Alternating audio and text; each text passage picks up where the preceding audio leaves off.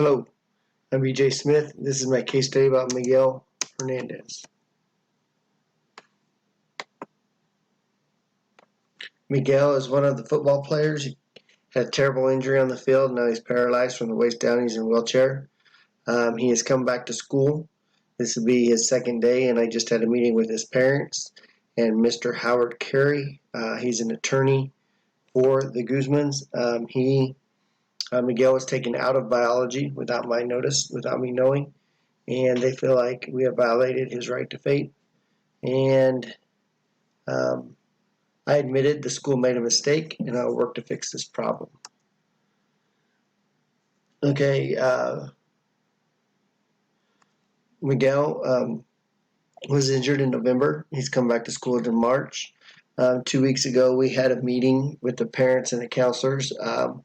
In the case study, it said I wasn't there, so I had to make some concessions for that because I would have been there. Yesterday is when he found out that his class schedule had been changed, and last night he told his parents about it, and this afternoon is when we met with the attorney. So this is kind of real important here because before he came back to school, we first would have had a 504 meeting, and a meeting what I like to call the re-entry back into school meeting. In this meeting, we would have had 3 talking points. The first was extremely happy to have him back and kind of judge his feelings and see how he wants to come back to school. In this case, he picked to have a welcoming ceremony, which we did.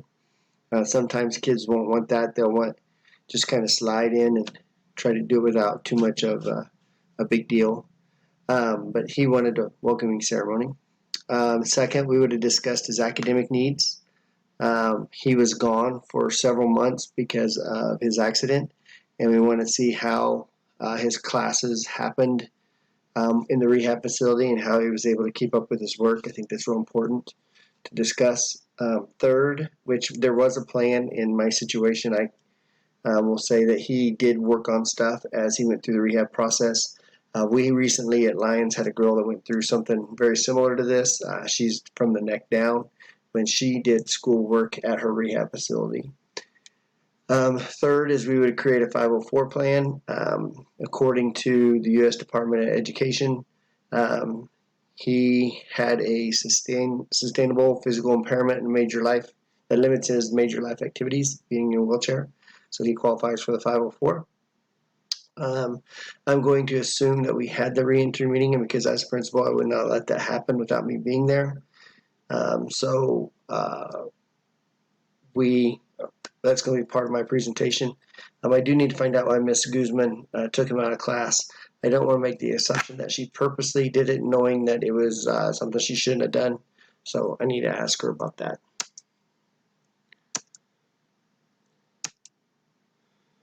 Okay, legal questions. One thing I would like to point out is I know how the sports works, the insurance works here in Lions. When I become a principal, that's something I would research at my new school. We carry 3 tiers of insurance. The first tier covers up to $10,000, which is kind of like covering a family's deductible if there's an accident or something happens during sports. Then we have a tier 2, which covers up to $25,000 of an accident that happens during sports for the family. This is unusual. Not all schools have this, but it's something that Lions has done because of our high at-risk population and our SES population for free and reduced. Our kids need this, otherwise they wouldn't be out for sports. And then after $25,000, Keisha has a catastrophe insurance, and that would kick in and cover everything after $25,000. So being that this happened as a football injury, he should have been covered that way. That was insurance. But as this legal questions, has anybody been harmed in the action? Miguel has been, because we took away his rights to his education. It violates fate. The 504 is a legal document, so I think that has been breached. Miss Guzman's actions would appear to be discriminatory, but we would want to check with her and look into that more.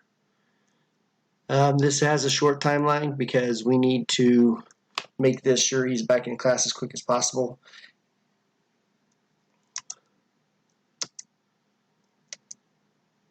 And the problem is Miguel Hernandez's rights have been violated when he was taken out of the biology class and assigned to a class that does not meet his academic needs. And it was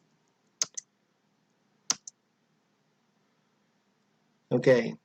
Miguel moved here to our district for two things. One was football, and one was for academics. Football was taken away, so we need to ensure that his academics are hold him up to the high standard that he put upon himself. People involved would be his parents, the lawyer, Ms. Guzman, she's our counselor who made the change, the biology teacher, the science class that he needs, and his 504 team. The science classroom was not up to ADA code. As this happens a lot in schools because of the cost to fix them and finances. But unfortunately, those projects haven't been taken throughout the whole school yet. It has started in our district. The science program. Okay, the schools and all other programs receiving federal assistance must make facilities and programs accessible through the use of ramps, sufficiently wide doors, elevators, accessible laboratory facilities, support systems, and other modifications of existing built facilities and programs that might be necessary. This does not mean every building on campus must be modified, only that each program is accessible. So if we were able to get Miguel into the biology class, we don't have to get him into the classroom, but he needs to be into the class.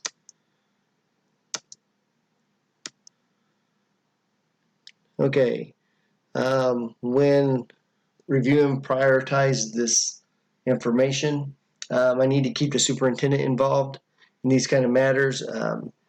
I could start with calling him. If he doesn't answer, I could text him, but I can start doing research and stuff on this, but he needs to be involved throughout the process.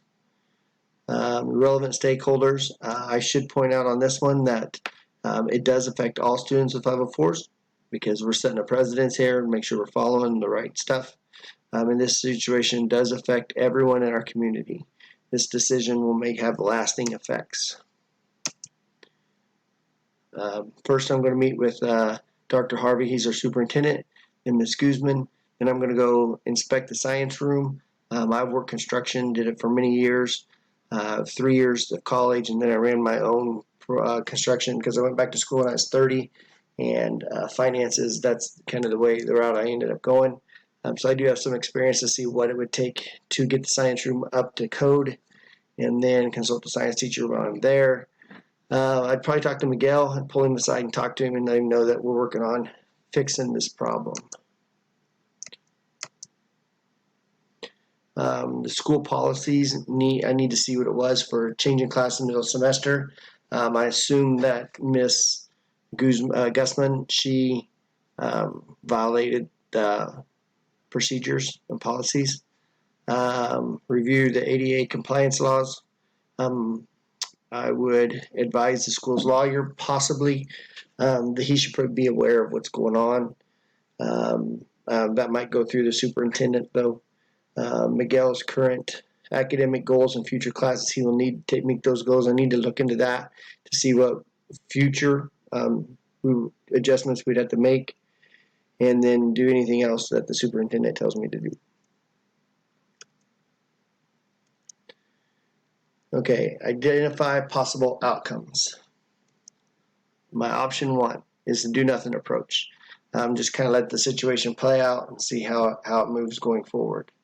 With Ms. Gussman, she should be informed that the parents were upset with him losing a science class, and then for the future I would just maintain to see what happens. Option 2, Miguel would go back into the biology class. We would immediately begin work on the science classroom to make it ADA accessible. We would move science classroom if we needed to until that construction is finished. Terminate Ms. Gussman for violating procedure. Map out other classes that Miguel will be taking in the future and make those make those classrooms ADA accessible. Find a new counselor, and then work on a professional learning plan which addresses IEPs and 504 needs. Option 3, construction would begin on the science room. While that's happening, we would either have Miguel be a virtual student attending all classes in like a Zoom format, or relocating the classroom until Miguel can access it. This plan is a combination of Zoom and relocation. Part 2 is Ms. Gussman will be given a verbal or written reprimand. She'll be required to take professional learning classes covering school law and special ed at her expense. And we would have an emergency staff meeting to review all the laws and problem solve the situations to be proactive instead of reactive. And then option 4 is to create a new schedule for Miguel, take biology out and make that like a study hall to help him transition back into the school more easily. And then in the next semester, he would pick up biology mid-semester and finish out that class. In that meantime, we can make the classrooms ADA accessible. Ms. Guzman would be given a written reprimand, not following school procedures and allowing students to transfer in the middle of the semester. She'd be instructed to make some research in a FAPE and idea and present those to me. Then we'd have a staff meeting reviewing ADA compliance, and then include 504 and IEP training and new counselor training and procedures for transferring classes. Option 1, pros and cons. It's the easy way out, and cons is probably get lawsuit and lose your job. Option 2, Miguel will be back in biology. School will be up to code, no legal action taken. We would lose a counselor, and it would be a financial hit to the school, probably a pretty large one. Option 3, Miguel's back into science. No cost to the school because we switched classrooms. We keep the counselor. No legal action will be taken. Cons, school's still only 45% up to, or 75% up to code. And then what happens if Ms. Gussman does not take her college courses? And option 4, the pros would be Miguel would eventually take biology. It'd be an easier transition into school. Still no cost to the school. We keep our counselor and improve our training for the future. But on the con side, Miguel would not be in science immediately, and joining the next class in the middle semester makes me concerned about him getting taught all the standards. I chose to combine 3 and 4 for my best option. From 3, we're going to move Miguel's classroom, move the class to a classroom that Miguel can get into. I'd probably take the science class and move it into a room of a teacher who was on plan period, and that plan period teacher could use the science room for their plan. Ms. Gussman, she would have to be given a written reprimand for not following the procedures. She would do research into FAPE and IDEA, and she'll present those researches to me. In our next staff meeting, we would review ADA compliance, and then we'd put the IEP and 504 training and procedures for transferring classes into the counselor training that they get when you hire. To implement this, I'm going to meet with Ms. Gussman first, and then the biology teacher and the teacher switching rooms. Let them know what's happening, and then the 504 team in the next probably 2 day, probably after school. Same thing with the biology teacher and the teacher switching rooms.